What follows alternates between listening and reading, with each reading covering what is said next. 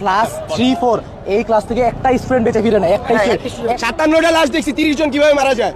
আমি একটা ফাউন্ডেশনের, আমার প্রত্যেকটা হসপিটালে আমার লোক আছে, সবাই বলতেছে একটু পর স্টুডেন্ট মারা যাচ্ছে, কই খবর কই?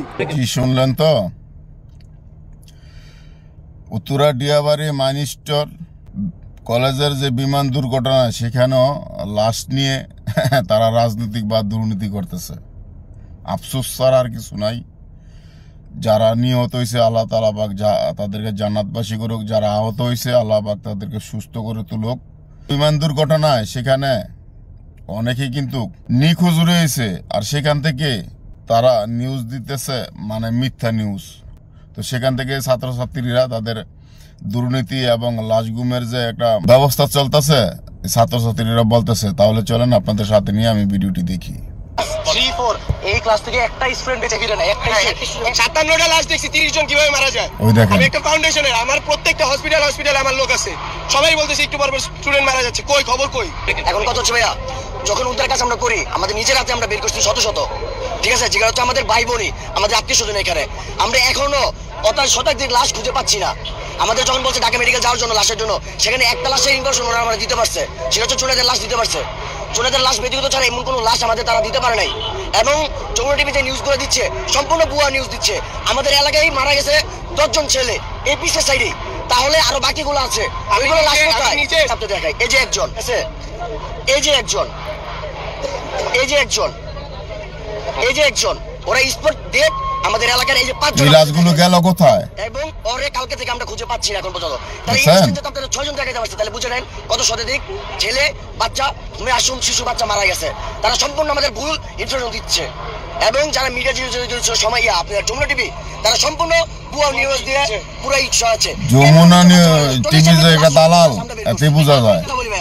আপনারা কি আপনারা একটা কথা বলি আপনাদের, এই যে যেটা বললেন না না, যেটা বললেন যে 29 জনের কথা, আপনারা আমার কথা শুনেন, আপনার কথা শুনেন। আপনার কি মনে হয় যে একটা পক্ষে, আমার কথা শুনেন, আমার কথা শুনেন, একটা কক্ষে আপনার 7 জন 10 জন পোলাপান থাকে?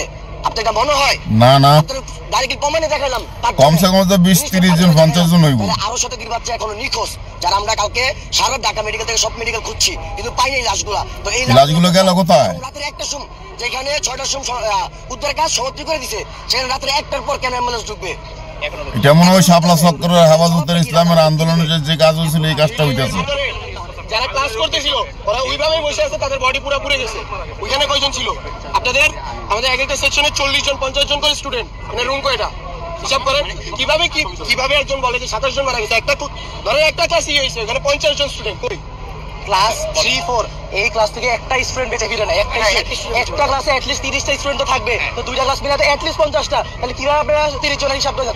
মাইলস্টোন ট্র্যাজেডির যে ভয়াবহ ঘটনা এবং পরিণতি, সেটি আমি অনেকটা কাছ থেকে দেখেছি এবং ঘটনার কিছুক্ষণের মধ্যেই আমি সেই স্পটে পৌঁছাই। দর্শক মণ্ডলী, আমি সেখানে দেখেছি অনেক কিছু যেটি আপনারা দেখেননি। আমি আরো অনেক কিছু প্রত্যক্ষ করেছি। আমার কাছে মনে হয়েছে যে সকল বিষয়গুলো সকল মিডিয়া কিংবা সকল নিউজে আসেনি। অনেকে বলছে যে এখানে আসলে 19 জন 20 জন কিংবা 22 জন মানুষ মারা গেছে। আমি প্রথম ধাক্কায় অন্তত 12টি কিংবা তার চেয়ে বেশি লাশ পড়ে থাকতে দেখেছি। কিছু মানুষকে দেখেছি সেই লাশগুলোকে নিয়ে যেতে এবং গুনতে। পরবর্তীতে আমরা খবর পেয়েছি আরো বেশ কয়েকটি ক্লাসরুমের মধ্যে অনেকগুলো লাশ ছিল। কিছুটা আমরা অনেক দূর থেকেই প্রত্যক্ষ করছিলাম যে আমি এমন ক্লাস দেখেছি, 2-3টি ক্লাসরুম, যে ক্লাসরুমের মধ্যে একজনও বেঁচে নেই, তারা সবাই নিহত হয়েছেন। কথা হচ্ছে এক একটা ক্লাসরুমে 40-50 জন স্টুডেন্ট থাকার কথা। যদি তাই হয় তাহলে লাশের সংখ্যা এত কম কিভাবে হয়?